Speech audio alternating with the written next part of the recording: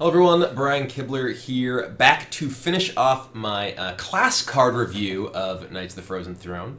I'm going to finish up with Shaman, Warrior, and Warlock before moving on to the neutrals for my final video. I'll have gone over all the cards. So let's jump right in, not waste any time, with Avalanche. So Avalanche is a weird card because it is kind of an AoE card, but not quite. You know, it's obviously like a Cone of Cold that instead of freezing everything and doing a little bit of damage to them, it freezes one thing and does pretty significant damage to things around them.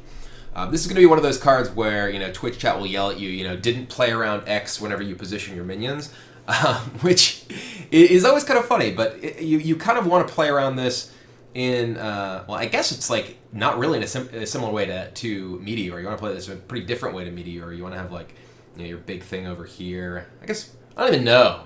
Meteor, you want to have, like, you know, your big things at the sides, but this, it's like, okay, well, if you freeze a big thing, you can kill the small thing next to it. You don't just have, like, two big things next to each other when you're playing against Shaman. Regardless, this is, you know, kind of interesting card in combination with the freeze synergies that were introduced in this set for Shaman. I'm not really convinced there's quite enough stuff to really justify running a competitive level deck built around these freezing synergies, because, you know, they're all single target for the most part in terms of the actual freeze. They actually explicitly said they didn't want to make AoE freeze because they felt like the AoE freeze in Mage was kind of frustrating because it just stopped you from being able to do anything with any of your minions, whereas, you know, single target freeze or small group freeze is, you know, much more palatable because you don't feel like you are just stuck doing nothing. But on the other hand, you know, if you're doing single target freeze with most of these things, you're really losing out on kind of in the free effects from things like Icebreaker or whatever else. So this is, you know, I think a reasonable card. I can see this actually being relatively powerful against, say, like Pirate Warrior, where they're likely to have, you know, a couple of minions that it's pretty valuable for you to, you know, kill maybe a couple small ones, freeze a larger one. But obviously, like, if they are playing around the possibility of having Avalanche, they're going to make that more difficult. So hard to really imagine this seeing play in a defensively oriented deck over, say, like Tidal Surge or Jade Lightning, and they're obviously competing for the same spot. But, you know, maybe if there's more free stuff introduced in future sets, this is a card that could find more of a home. Right now, I'm not really seeing it. Next up, we have Burlock, which is a 2/2 Murloc with Battlecry Freeze an enemy. It gives you some redundancy in terms of freezing. We have, like, Glacial Elemental from Ungoro that had, you know, obviously a similar effect, in fact almost identical effect, just on a 2/1 body for 1 rather than the 2/2 for 2. The fact this is a Murloc is actually kind of a big deal. Having more Murlocs for things like Unite the Murlocs or just general synergies with Rockpool Hunter, War Leader, things like that are obviously, you know, pretty valuable if you are looking to play that style of deck. And also just being able to freeze an enemy in a Murloc deck, like even preemptively. You know, say you play this on turn 2, freeze your opponent, and they wanted to play Fiery War Axe and kill whatever you played in that turn, but now they're frozen so they can't do that. It's actually a pretty powerful effect, and it may seem like, oh, you're paying one more mana for just one more point of toughness or point of health compared to Glacial Elemental, but it's actually, you know, pretty significant in terms of surviving all hero power, surviving patches. So I'm not convinced that this isn't just like a reasonably solid card in a Murloc deck for Shaman, though as to whether there's enough to really support that, that remains to be seen. But there is some more support in this set, which we'll get to in a moment. Next up, we have Cryostasis, which is probably one of the cards that requires the most rules knowledge of the set. Apparently, you can Cryostasis a minion, and as long as that minion has not yet attacked this turn, it will unfreeze on the next turn, because freezing just means it misses its next attack. So you can actually Cryostasis something and not have to, you know, wait until the next turn, you know, a turn and a half or whatever after to actually get the attack with the +3/+3 on it, which is kind of interesting to know. It's like an element of freeze that no one really thought about before. You know, this is also just another card that it's, you know, is there going to be enough freeze synergy available in the set to really justify putting it together? This one, you know, it's kind of a minion buff by itself, though. You don't necessarily have to be playing a freeze deck to have at least some incentive to include this in your deck, just to, say, buff a taunt minion. You know, if you play like a Stonehill Defender and you Cryostasis it, that's actually pretty tough for your opponent to get through. You aren't really necessarily going to be looking to attack with it, and +3/+3 is pretty significant, especially, you know, again, if you just play that on 3 and on turn 4 you're like, okay, hero power Cryostasis, you miss 1 damage with your Stonehill Defender, but you've buffed it +3/+3. That's actually a pretty significant upgrade. Again, it's not really clear that that's going to be good enough to justify including, especially given how popular cards like Devolve are, which make minion buffs, especially minion buffs that don't allow you to get immediate trade value, substantially worse than they otherwise would be. So I think this is an interesting card, but not one that I really have particularly high hopes will see competitive play. Next up, we have Drakkar II Defender. This is kind of like a Deathlord, except instead of giving your opponent a gigantic monster, it means you could just never play another card again. No, but is a 2/8 taunt for 3 mana is obviously pretty strong, but Overload 3 is a lot of overload. I think that maybe there are some cards that care about Overload and trigger off of Overload even now that Tunnel Trog is gone. There's the Snowfury Giant we'll get to in a bit. Maybe you can justify playing Drakkar II Defender because you're playing a Snowfury Giant deck, trying to get the discounts. But giving up pretty much your entire next turn is really a big ask, especially considering this is like not even able to kill a lot of the things that might be attacking into it at that point in the game. Like if this were a 3/8, then I'd be like, okay, this card is great because you can kill like a Bloodsoul Raider attacking into it. You can kill a South Sea Captain attacking into it. You can kill a lot more things like buffed Fireflies. A lot of the crucial health flashpoints at that stage of the curve are around 3, which is why you see stuff like Rallying Blade is so popular. Even though it's like a worse War Axe, 3 is just the magic number for so many of these minions, which means that 2 here, especially 2 that can't be backed up by a Maelstrom Portal next turn because you're overloaded for 3, is so much worse. So I'm not really sold on this card. I think there's a lot of other good defensive options that are less costly, and don't really expect it to see a ton of constructed play outside of maybe some very overload-specific decks. Next up, we have Icebreaker. This is obviously pretty much the most freeze synergy intensive of all of the freeze synergy cards in the set, destroying a frozen minion damage by this.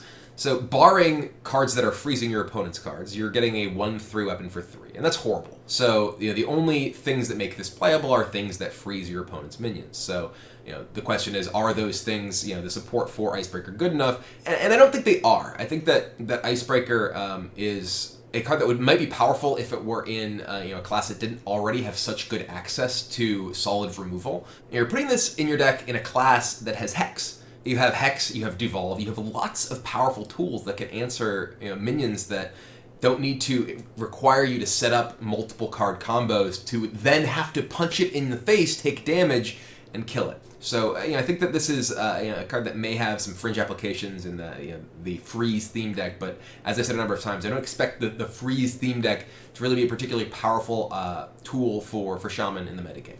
Next up, we have Ice Fishing, which is just draw 2 Murlocs from your deck. And I actually think this card is pretty solid. I think that one of the things that the Murloc deck in Shaman has lacked is really card draw.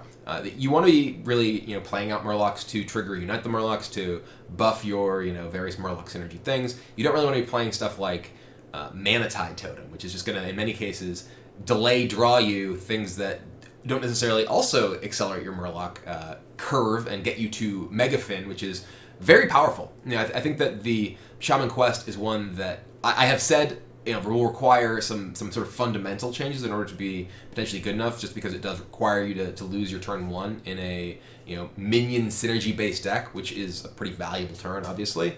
But with sort of enough tools like this, I can imagine actually being able to play more of a sort of attrition oriented game where you kind of have more removal in your deck, and you don't necessarily just have to play tons of Murloc cards themselves because, well, you can actually dig out multiple Murlocs with this or with Finja or with Call on the Finishers, and you can just use Megafin as kind of your way to overwhelm opponents in terms of actual resources, and also just pressure them a lot because he's at 8/8.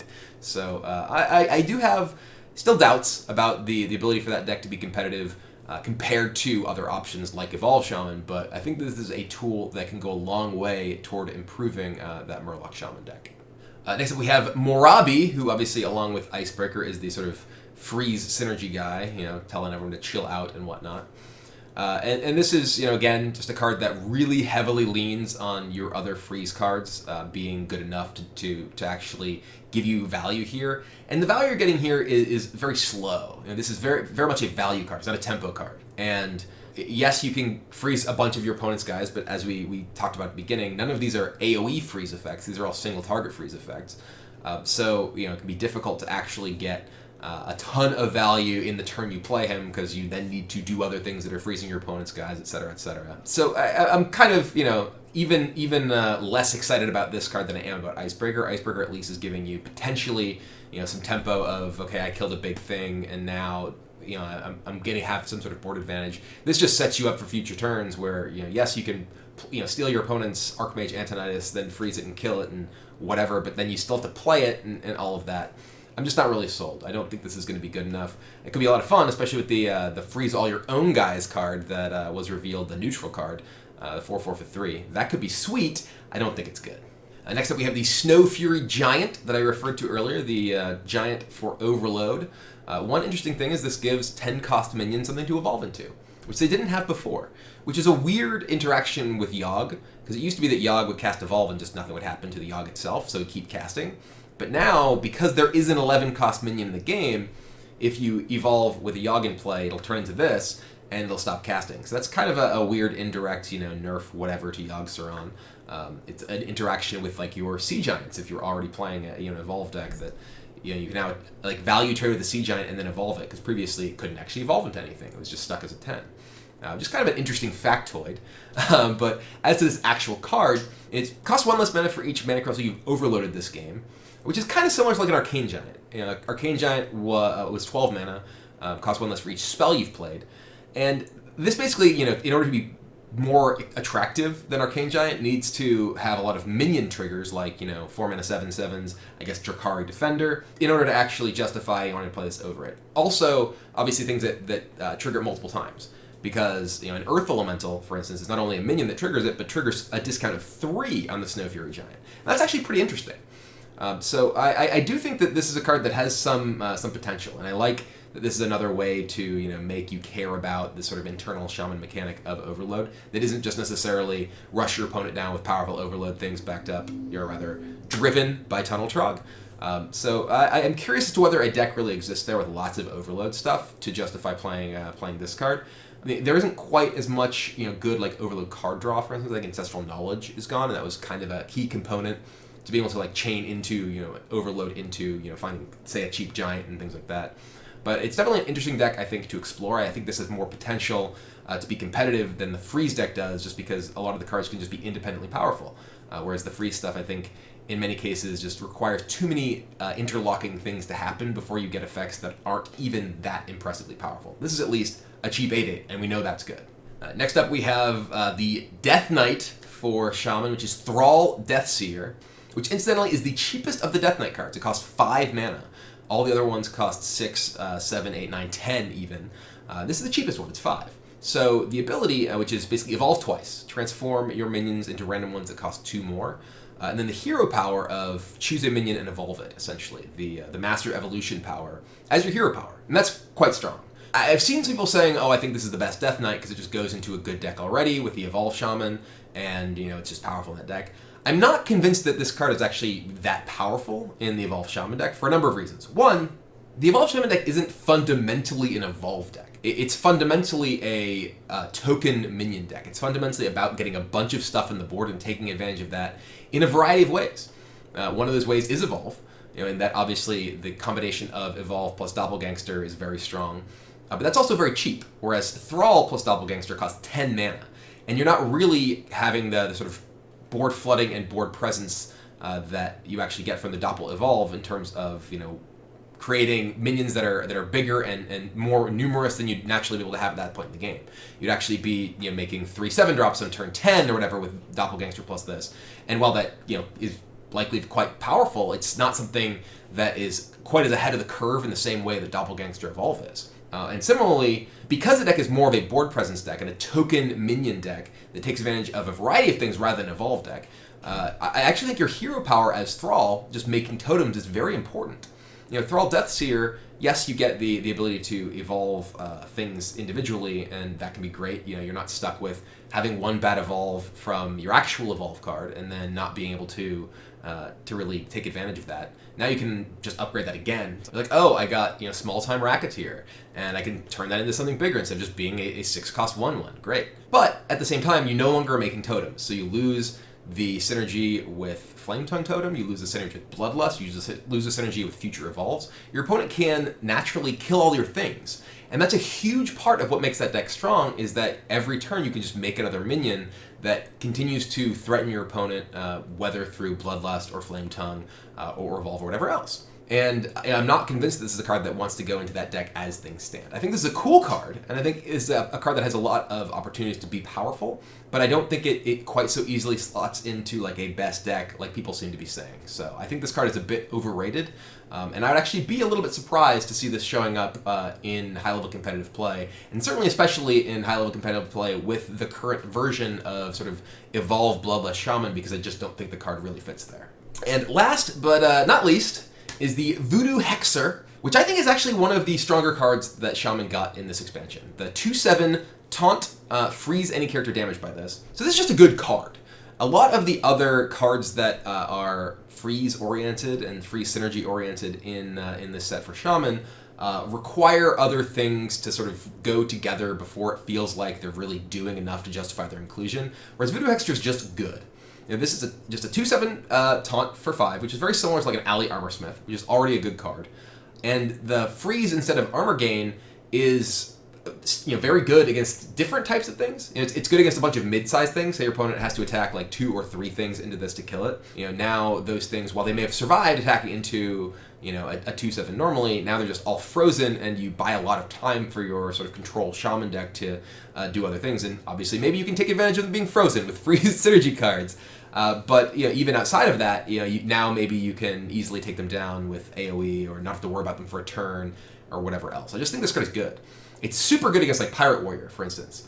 Pirate Warrior has a lot of trouble getting through a 7 health taunt to begin with, but if they have to swing their weapon into it, which is much of the way that they'll get rid of a big taunt very often, now they don't get to attack with their weapon next turn. Now you're buying more time for you to draw into healing, draw into more taunts, whatever, deal with the rest of their board, rather than them just getting to keep hacking down your minions with their weapons. So I think it's just an independently powerful card, even outside of the sort of free synergy style decks. I think this is a card that will just see play in mid-range and controlling Shaman decks, even if those decks don't care about the freeze effect outside of it just being a good thing to happen to your opponent's minions. All right, next up we have Warlock, which has some of the more controversial cards in the expansion among a lot of people. One of them being Blood Queen Lanethel. This is a card that a lot of people sort of made fun of when it was released. They said, oh, this card's trash. It's can't possibly be good. Warlock sucks. Discard sucks. You suck, or whatever. But I think Blood Queen Lanethel has a lot of potential. I don't think it has as much potential as I was hoping when it was first revealed, because I don't know that the tools for a control discard Warlock deck necessarily exist after this expansion. But I'm hopeful. I'm definitely going to try it, and this is one of the big reasons why. I think that the lifesteal ability on like a 6 health minion is very powerful. Obviously, the attack is variable, but you're very often going to get this to 3 or 4 or 5 attack, and that's huge. I was talking in previous reviews about how the power of lifesteal really scales as the minion gets bigger. More lifesteal is much better than a small amount of lifesteal, and it's particularly powerful in Warlock because Warlock has life tap. Warlock uses its life total as a resource, and thus just gaining life, and especially potentially repeatedly gaining large chunks of life, like you can with Blood Queen Lanethel, is extremely powerful.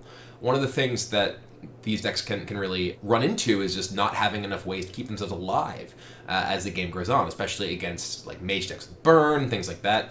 And having a Blood Queen Lanethel that they at least have to use a fireball on, and potentially they don't have a fireball and you get to connect with it and then they have to burn it and kill it, is a really big deal. So I think this card has potential. I'm not convinced that this will be a card in like a top tier deck or anything, because I'm not convinced the tools are there for a controlling discard Warlock quest deck to necessarily be great, but it's going to be something that I'm going to be experimenting with, and this is one of the reasons why. Next up we have Blood Reaver Gul'dan. I have no idea what this card does because I burned it, so let's just move on to the next card. No, okay, we'll talk about it. So when you don't burn this by randomly overdrawing, even though all you were trying to do over the course of a game is find your Death Knight and find out what it does, this is a very powerful card. That said, this card costs 10 mana. The battle cry of summon all friendly demons that died this game is obviously really powerful. It's reminiscent of N'Zoth. And it's a N'Zoth that's conditional in a different way. Obviously, Death Rattle minions and demons are different categories, not really a ton of overlap. And it's weird because a lot of the demons are discard demons. They're discard stuff like Doomguard or Lakari Fellhound. Those are things that are going to make it more difficult to build to a specific endgame like this. And that's one thing that's interesting. The more I think about it, the more I play the sort of discard Warlock decks. It's not necessarily just about, okay, you need to get to this specific endgame. If you have enough different possible ways that you can win long games, like Lakari Sacrifice, the quest itself, like maybe Jiraxxus, like Deathwing, like Bloodweaver Gul'dan. If you discard one of them, if you discard two of them, you still have potentially more where that came from. And it's interesting, can you actually play that many 10-cost cards in a deck? It's like, well, when you're discarding some of them, maybe you can. Maybe you can play 4 10-cost cards in your control discard Warlock deck because, quite often you're just going to end up with some of them in hand and you're going to discard them. So it doesn't really matter necessarily that your curve is super high. Obviously, then there's the games where you have 3 or 4 10-cost cards in your hand and you discard your other costs, and then you can never play anything throughout the rest of the game. But it's something that I want to experiment with because I think that this is obviously a very powerful card, and we haven't even talked about the hero power yet, which helps solve some of the other problems we were just talking about with Blood Queen, which is your hero power becomes deal 3, gain 3. And that's super powerful. And that's also very powerful in ways that Jiraxxus is not. One of the things about Jiraxxus, which is obviously a great endgame card in Warlock decks against control matchups, is that it makes you vulnerable. It actually makes you more likely to get burned out, puts a cap on your survivability in a long game, and you're looking to play a long game because, well, you already got to 9 mana or whatever, and now you're playing something that gives you powerful hero power every turn. And obviously the hero power for Jiraxxus is more powerful than the hero power for Bloodweaver Gul'dan. But you're getting defensive tools when you play Blood Reaver, both between the battle cry of possibly putting some taunt minions like Lakari Fellhound into play, as well as armor, and then you get powerful sustain from your hero power that can also kill minions or kill your opponent. So I think this is a very powerful card as to whether there's actually, again, a good Warlock deck that wants to use all of this and can get to the point in the game that you can play this without either burning it from the top of your deck or discarding it from your hand thanks to a Doomguard or whatever. That's obviously a different story. Maybe this doesn't want to be in a discard deck. Maybe this wants to be in just a mid-range demon-based control deck that doesn't risk discarding it because it is such a powerful card and does give you such a strong game swing late in the game. And maybe this wants to be in the same deck as Jiraxxus. Maybe it wants to be in a different deck. Maybe you just want to have access to both of them over time. It's not clear, and I think that there is a lot of interesting space to explore because these are very new types of cards, and figuring out exactly how to best use all of the Death Knights in different styles of decks is going to be an interesting challenge. So this is a card that I'm excited to try out. I think it's super powerful, but again, costs 10, and that can be hard to justify in a lot of decks. Next up, we have Defile. This is possibly the best card in the set. That's a bold claim, but this card is so good. It's, I think, almost certainly the best Warlock card in the set. And I say that as someone who has a high opinion of some of the Warlock cards, like Blood Queen and the new Death Knight. But this is the sort of thing that Warlock really wants, is actually the ability to clear the board, to interact with opposing things that doesn't cost it life. One of the big problems with control Warlock decks is that you're very often sacrificing your life to Hellfire or to Fellfire Potion or whatever else, or you're just kind of not doing enough in the early turns to defend yourself because you're life tapping and then Fellfiring, which costs even more life, or you're relying on, say, Doomsayer or Corrupting Mist is the other card, kind of the Doomsayer-ish card in Warlock. They don't actually prevent damage the turn that you play them. They sort of give you some breathing room and kill your opponent's minions, but mostly just make you get punched in the face more. Defile, though, has the potential to just kill any board. It can wipe out any board of any size minions because of the sort of triggers involved. And it seems like both a super powerful card, because if your opponent plays literally Jade 1 through 11, well, they can't play 11, but 1 through 7, you could play Defile and kill the entire board. That's super powerful. And if your opponent plays, Patches on turn 1, you can just Defile on turn 2 and kill their pirates from there, and then work from a clear board in the sort of middle turns of the game, which is something that is pretty difficult for Warlock to necessarily do. It's also really interesting with minions, because you can try and set up defiles that clear bigger boards than a natural defile without minions or spell-based damage or whatever would otherwise do. And it just seems like such an interesting and skill-intensive and powerful card that is probably one of the best cards in the entire set, and certainly the best card for a Control Warlock deck, because it does things that the deck needs. There are already powerful things that a Control Warlock deck can do with Jiraxxus and whatever else. Those are not necessarily what the deck's missing. The deck is missing things to actually help it stay alive and get to the later stages of the game, and this is one of those things, and I think this card is super good, and will be showing up a lot in any Control Warlock decks that actually do show up. But I'm not convinced that they will, but if they do, this is a big reason why. Next up, we have a Despicable Dreadlord. This is a demon, crucially, for your Blood Reaver Gouldans and whatever else. It's a 4/5 for 5, which is not incredibly powerful by itself, but at the end of your turn, deal 1 damage to all enemy minions. So this is interesting for a number of reasons. One, most of the Warlock things that deal a bunch of damage have always dealt them to all stuff, or to all non-demons or whatnot. Usually, Warlock has been the class that kind of punishes everyone, including itself. And this is kind of a departure from that from a design perspective, which is interesting. Maybe Warlock won't be as self-destructive in the future, which maybe gives it some better ability to control the board. But this is another card that can let you sort of incrementally damage your opponent's minions and then help finish them off with this. One of the things that some classes do really well, like classes that have an interactive hero power, is deal with minions that are almost dead. You can deal 2 to something, then finish it off with the mage hero power, or the rogue hero power, or the shaman hero power. There's lots of classes that have weapons that they easily finish off small damage things or whatever. Warlock isn't one of those classes. Warlock has often had to use cards, like say a Mortal Coil or whatever, to actually clear off small things, or use full board clears or whatever else to actually deal with those smaller minions. And this allows you to proactively kill potentially small minions that you get some value trades into or whatever, and give you a body on the board after the fact as well. It's also potentially very powerful to bring back with Gul'dan if you get multiples of these in play. You could potentially clear off significant boards if you actually get 2 of these Dreadlords, or you get one of these Dreadlords, say, curve that into Infernal or whatever else. I think this is definitely a card that has a lot of potential if there are decks that are sort of going wide to small minions. And even against decks that are sort of more typical mid-range size, because oftentimes Warlock minions and Warlock cards tend to be a little bit weaker than their opponents, because Warlock has the best hero power in the game, or at least the best when their cards can actually compete with the life total advantages their opponents are getting, which isn't necessarily the case right now. And sometimes you just end up with that little bit of extra damage you need to deal, and this gives you another way to do it. Next up, we have Drain Soul, which is kind of like Drain Life, except just better. I mean, obviously can't damage an opponent, but it can damage a minion, and just has lifesteal. So 2-cost Drain Life in most situations. You can't finish your opponent off with it, but it's more efficient to actually kill early game minions. Doesn't quite deal enough damage to kill, like, say, a Bloodsail Raider or a South Sea Captain, so that's kind of problematic, but it is affected by spell power, which is a big difference compared to Drain Life as well. Drain Life, only the damage is affected by spell power, the healing wasn't. So, this is a card you can play alongside, say, Bloodmage Thelanos, and deal 3, gain 3, as opposed to just spending even more mana and dealing 3 and only gaining 2. Obviously, spell power also works very well with Defile. So I would expect to see, maybe those cards going in the same deck. Also, just Drain Soul on a slightly larger minion into Defile. All these things kind of piece together in interesting ways, I think. And I'm really interested to see how Warlock decks use these new tools, because I think this is one of the very good cards in the set. I think this is a card that, especially in combination with the other tools that Warlock is getting, like Defile and such, has the potential to really build that sort of control Warlock shell that can make the deck actually viable. Next up, we have Gnome Ferocity, which is a great name, by the way. Great name, bad card.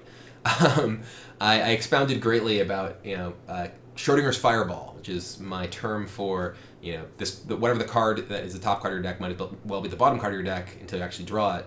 So removing the top card of your deck is the same as removing a random card from your deck, which is the same as removing a bottom card from your deck, because that's just kind of how randomness works. You don't have any way that you can modify the order of the cards in your deck. So this is as likely to draw your opponent the card that they need on time as it is to remove a card that they really need from their deck, to prevent them from actually getting it. And I see a lot of people saying, "Oh, this is a 1 in 30 chance to win the game by just hitting your opponent's combo piece." And sure, maybe that's true, but you can probably do better than adding like a 3% win rate by playing a card in your deck in a lot of cases. I think that this is a real cost. People saying, oh, it has good stats. It's a 2/3 for 2. 2/3 for 2 is not good stats, especially in a class that has a really powerful hero power to use on turn 2, and it usually wants to be either controlling or very aggressive. If you're playing a really aggressive deck, what are you doing trying to just like remove a random card from your opponent's deck anyway? And also, why are you playing a 2/3 for 2 that doesn't have a combat relevant ability? I think this card is obviously very controversial because there are a lot of people out there who don't say these things. They don't say, oh, this card is great. They say it's a River Cropolisk, and that's mostly right, I think.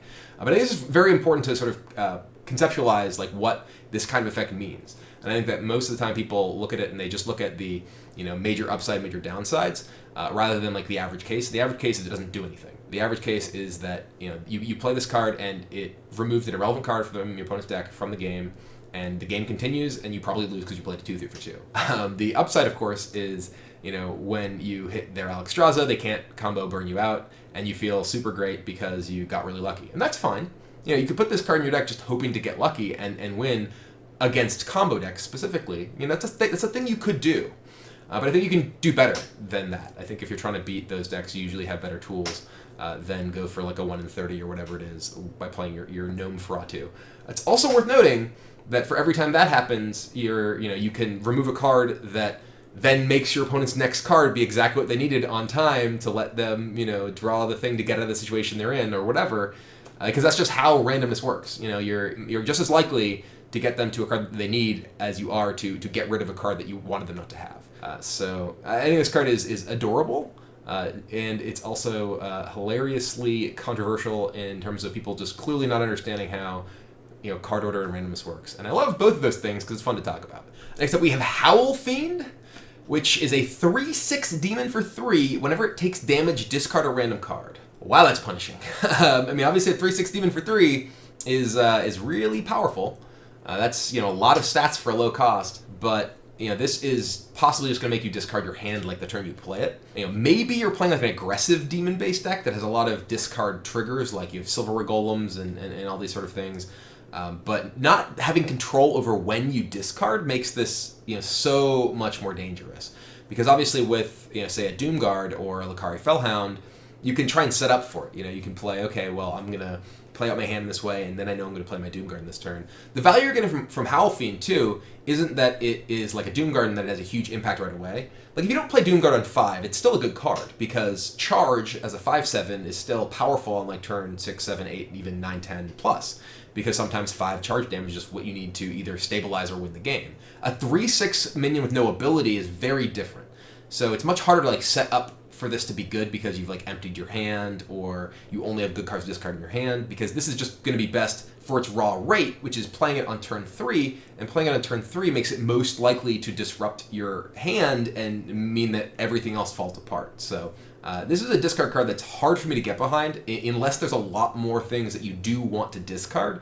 And if you did play this, I'd probably play it in like a very aggressive deck that really wants to empty its hand.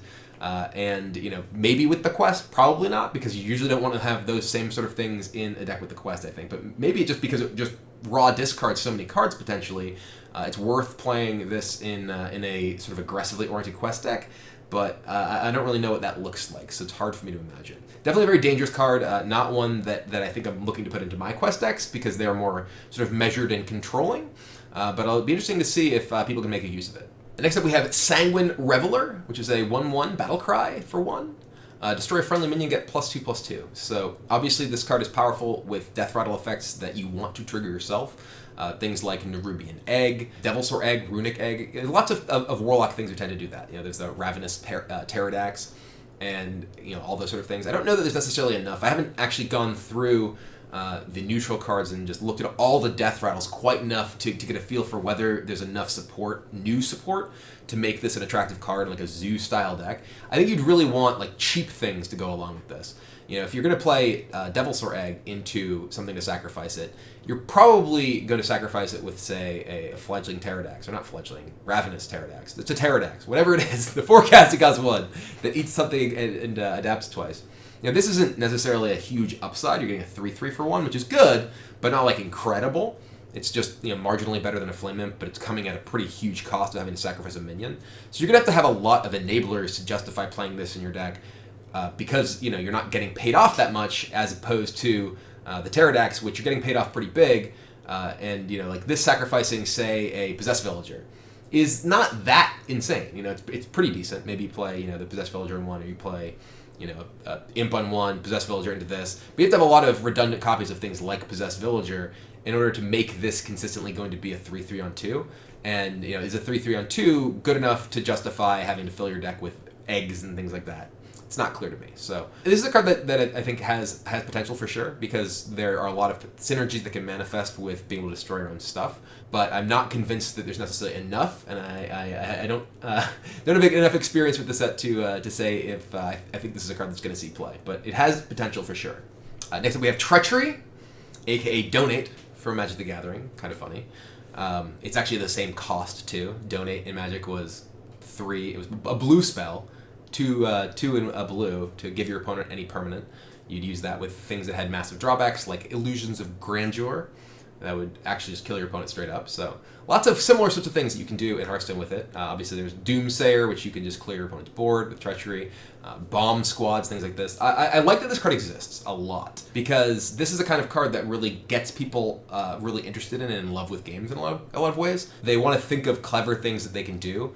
Stuff like just powerful minions, powerful spells, whatever. Those can be splashy and cool, but they don't necessarily really get the creative juices flowing for a lot of people that who are trying to find neat things that are weird combos that they can put together. And this is one of those cards that's central to so many of those weird types of combos that gets people to fall in love with card games. So I'm really happy to see more cards like this, and even just specifically this, in this set that kind of have this open-ended feel of what do I do with this, rather than being something which pretty clearly goes into a certain type of shell. So super excited to see this. Don't know what people are going to do with it. Don't think it's going to be really played necessarily at a top tier competitive level, because I don't think there's enough powerful stuff right now to justify playing these in your deck and playing things that are negative for you in your deck. Even in a control Warlock deck, you can play this with Doomsayers, but is it worth having this in your deck when you don't draw the Doomsayer? Maybe you can give your opponent the fluffy Fellhound or whatever it is, the thing that discards all their cards. That could be cool. You play that and Spreading Madness or whatever. There's lots of neat things. But most of those I expect will be more the creative combo thing that people are happy to get off, more than they are really just like high level competitive decks. It's cool they exist. Next up we have Unwilling Sacrifice. Choose a friendly minion, destroy it and a random enemy minion. Another card that can go into sort of the sacrifice egg style deck that I was just talking about. This one feels like it goes into more of a sort of mid-range controlling one rather than necessarily the aggressive one that feels like it just wants to spew out minions and get advantage of those sorts of effects. But Warlock having these things is like, I want to kill my own stuff to get some sort of advantage, is kind of the Warlock thing, and I like seeing that the theme reinforced in different ways. It's kind of weird that this is destroy a random enemy minion. I assume it's just kind of a UI targeting thing. They want to choose your friendly thing and not have to choose again, because multi-targeting is something I don't think Hearthstone's actually done just yet. But sometimes you're going to be like, okay, well, I'm hoping to get the right one. You got your guy hidden behind your taunt, and oh no, I got the wrong one. Now I got to try and punch through your taunt too. But anyway, I like this card exists. I think that it can enable similar sorts of things to the egg decks. I don't know, again, if there's enough egg-type stuff to justify the inclusion in competitive play, but it's a cool kind of thing to try and puzzle solve from a deck-building perspective and explore. All right, last up for the classes, we have Warrior. And Warrior in this set got a number of really interesting things that don't necessarily go into any of the existing Warrior decks. So I think that overall it's actually very interesting. We'll jump right into Animated Berserker. This pretty clearly is interested in being in a deck that wants to hurt its own minions. We've seen a lot of that kind of thing in Warrior over the years. Right now, Warrior decks tend to be, taunt/control type Warrior, which doesn't really do this sort of thing, other than obviously with Acolyte Pain. Sometimes there's like the Blood of Braves, and certainly not in Pirate Warrior, where maybe you can turn on your Frothing Berserker, but it's not really what you want to be doing in that kind of deck. So I like that this is a card that helps enable that kind of strategy. It's a 1/3 for 1, which by itself is actually pretty reasonable. The fact that against say a Pirate Warrior deck, you play this in turn 1, and they can't just kill it with a N'Zoth's first made hit. I guess it's like Rusty Hook hit. But having the 3 health on a 1-drop is pretty significant just in terms of giving survivability against patches plus Hook. So that's, it also survives against a lot of 2-drops, like Arcanologist, that have to at least ping it as well. So you have a very good chance playing this in 1 to actually have it turn on with things like your Acolyte of Pains or whatever else on turn 3.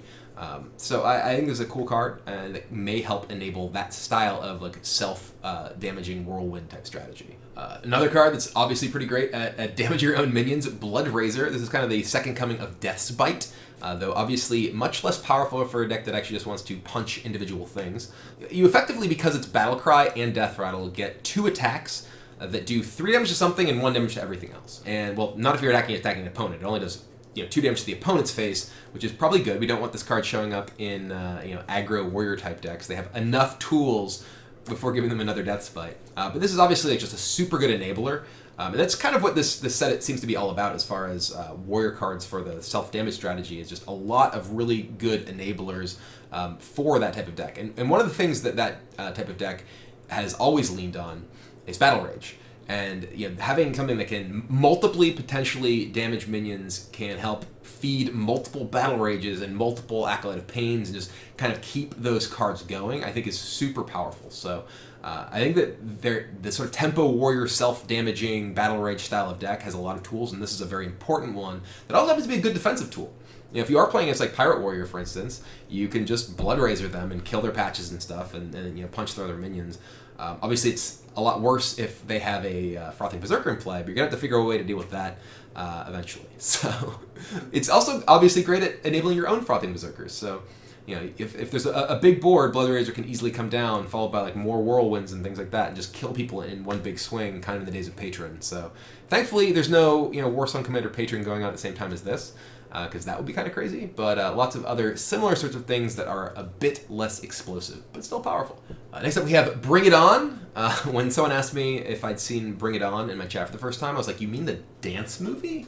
No, I haven't. Why are you asking? But then I learned they were talking about this card, which I think has been kind of overrated from what I've seen people talking about with respect to this card. A lot of people are like, "Oh, it's great. Gaining a bunch of armor is really useful. Like, against like aggressive decks, you can wait until later in the game, play your Bring It On when they're just trying to burn you out and don't really have that many minions in hand." And yeah, that's probably pretty good.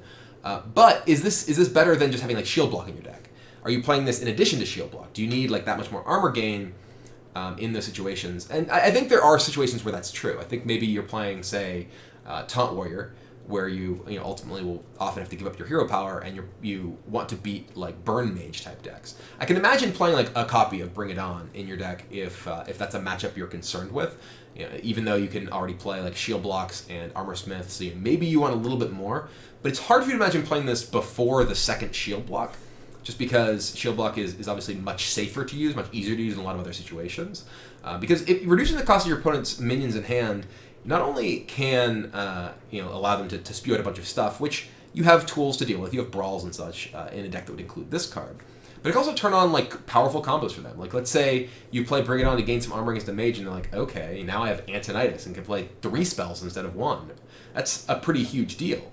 You could make their Alexstrasza cheaper, so they have a better turn over turn burn rate of being able to actually combo kill you, even though you did gain that 10 armor. So there's definitely some real costs. I think that the flavor text of the card actually says something about like, I hope they don't have Auctioneer in hand, which is kind of accurate, I imagine, to a lot of people's experiences and feelings playing this card. So I think it's an interesting tool, but I don't think it'll be commonly played unless there are a lot of really burn-centric combo decks that Warriors feel like they need more tools to answer. All right, Dead Man's Hand. This is a card that was featured in my Cards You Were Wrong About segment on an Omnislash vid. Because people are talking about like, oh, this makes Warriors like unbeatable in fatigue. You just keep shuffling things back in your deck. And I'll say a lot about this that I said about Archbishop Benedictus. It's been a long time since just pure fatigue and resource battles in that way of just raw cards in your deck was how a lot of control games have really concluded in Hearthstone. It used to be that you had these control warrior decks or control priest decks or whatever that were nothing but answers. And they won the game essentially by just killing each other's stuff, and whoever drew fewer cards won because just things lined up that linearly. That really hasn't been the case for most decks in Hearthstone in a very long time. So, while people think, I lose to Jade Druid because they can't be fatigued, it's like, not really. You lose to Jade Druid because they keep playing giant minions. It's not fatigue that beats you, it's 13-13s. This isn't a card that's going to let you beat Jade Druid as a warrior. That's just not the case. You're going to run out of stuff. They aren't. And it's not because you're not shuffling stuff into your deck. It's because they have this never-ending stream of giant guys.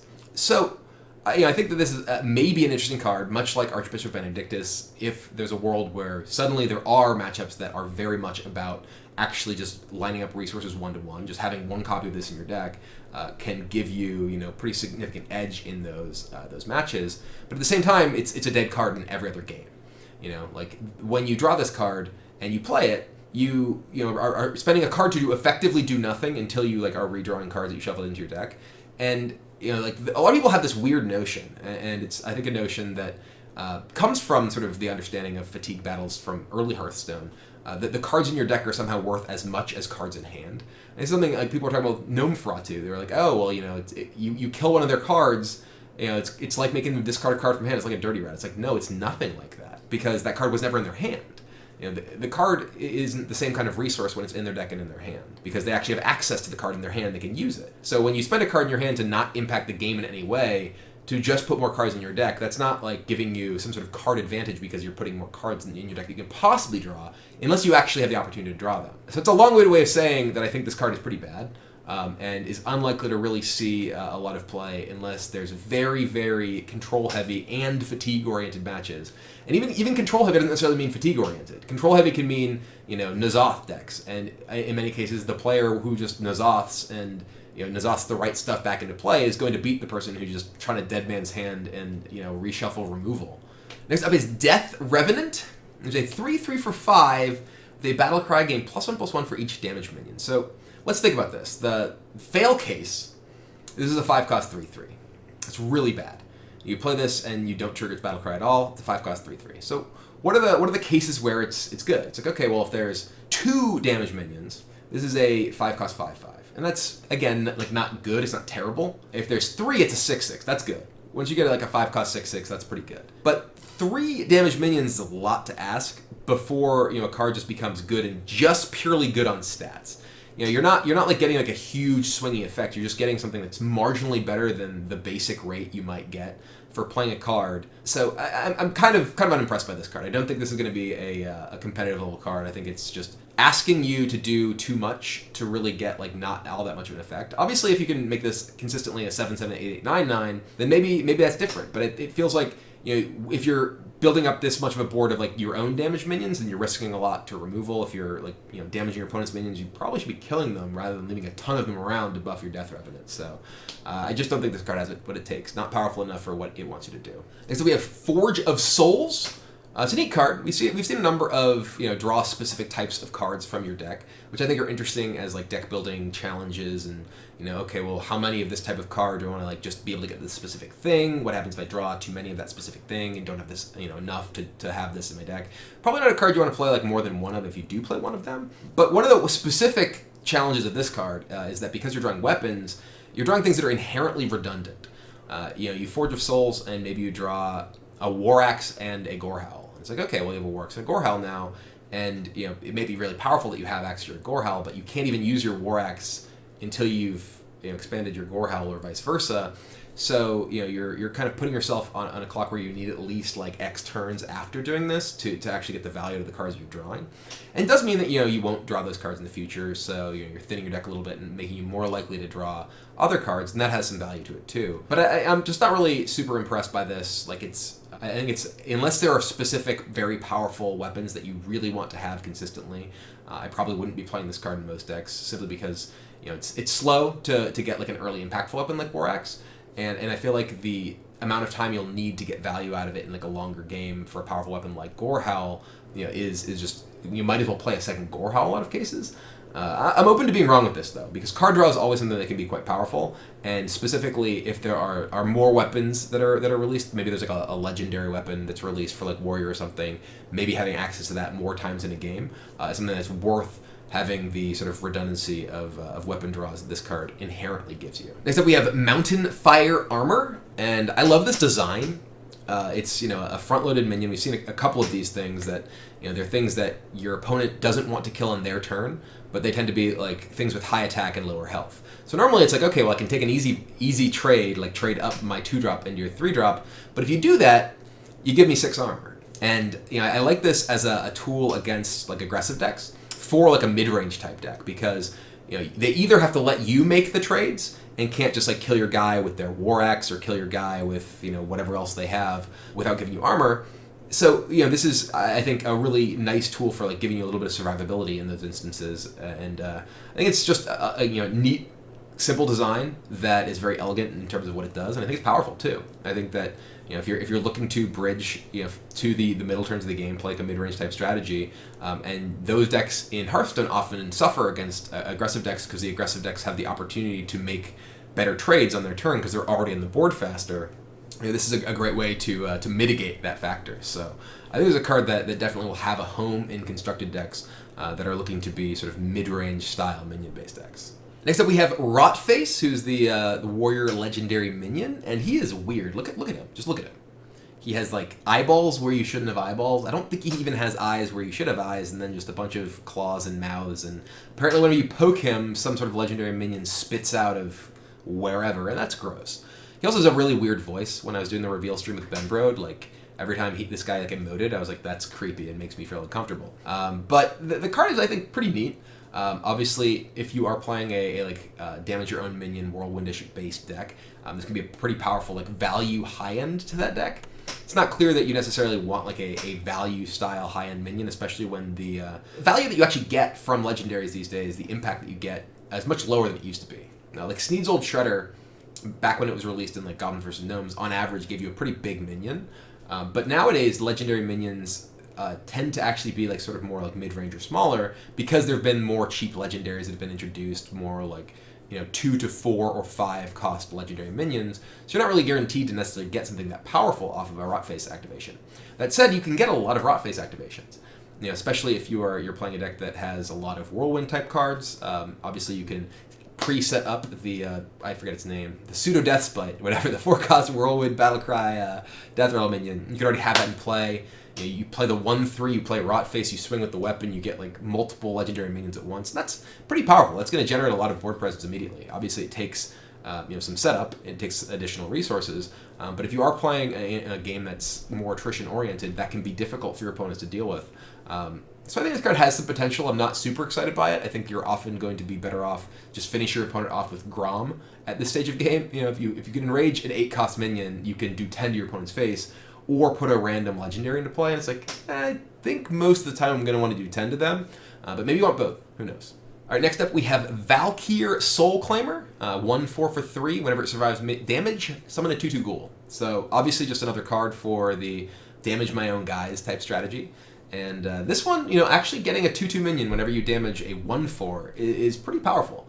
If you have easy ways to do it, like the animated armor and the pseudo death spite, I keep forgetting the name. This can generate like a lot of value pretty quickly, and especially with things that care about your own minions becoming damaged, you can potentially kind of like stack these, right? If you have like say an Armor Smith, or you have a Frothing Berserker, or you have Battle Rage, having this minion means that you can trigger this minion, then play another whirlwind type effect, which triggers this minion again and gets damage on the 2/2 minion, which can enable your your Battle Rage, your Armor Smith, etc., etc. So I don't know if like going sort of all in on this whirlwind type strategy is necessarily going to be something that's realistically viable. But this is a card that feels like it could actually be quite powerful in that, because it can generate, on average, it's going to be a 1/4 that maybe generates 2 2/2s. Maybe that's not average. Maybe average it generates 1, but 4 health on a 3-drop is not going to be something your opponents are going to that often just kill in 1 hit. They may have to kill it in 2 hits, and that's going to generate value for you.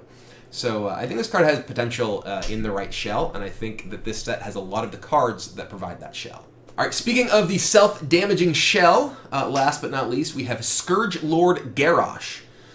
This is an 8-cost Death Knight, gives you 5 armor like all of them. Battlecry, equip a 4/3 Shadowmourne that also damages adjacent minions, which is just actually really powerful. I think that this just straight up Death Knight and like the weapon itself, it's probably one of the harder to just sort of immediately evaluate, because it's not like as incredibly impressive as like, okay, you get a 5/3 lifesteal weapon. It's easy to understand that. Or, you summon all your demons. It's pretty easy to understand that. But the 4/3 weapon that allows you to kind of cleave is not something we've really seen. There are a couple of minions that have done similar sorts of things, but they've usually been something that needs to wait a turn to attack, or whatever, like a Foe Reaper or the Magnetar Alpha, I think. Those were never particularly good because they were hard to set up and easy to kill and whatnot. But this is on a weapon, and it's particularly powerful in combination with Bladestorm, the hero power, which is deal 1 damage to all minions. So obviously this is very powerful in the damage your own guys type of deck, if you're sort of able to generate critical mass of that kind of effect. Because sometimes you have a bunch of things that care about that synergy and no way to activate it. It's like, oh, cool, actually we always have ways to activate it. And this also makes your weapon better, because your opponent has small things that they're trying to like hide between their guys. This plus the other whirlwind type effects you're certain to have in your deck is very likely to reshuffle them around to a point where you get to attack something and pretty much clear off their board. So I mean, if you think about it, against like mid-sized minions, this attack is almost just like clearing their board every turn. You have a 4 attack weapon plus a hero power that does 1 damage. You're clearing off like 3 things with 5 health every single turn, and that's hugely powerful. So I've seen people saying that they think that this Death Knight is one of the weaker ones, and I think that that's just really wrong. I think this is one of the Death Knights that's like harder to evaluate, doesn't necessarily clearly fit into the kind of decks that exist right now. It's not a Control Warrior card, it's not a Pirate Warrior card, but I think this is likely to be a sort of Tempo Warrior, damage my own minions style deck type card, and it's going to be one of the best cards in that deck. I think this card's very strong. All right, well, that is the end of the class cards for Knights of the Frozen Throne. So let me know what you think about my reviews so far, and I'll see you soon for the neutrals.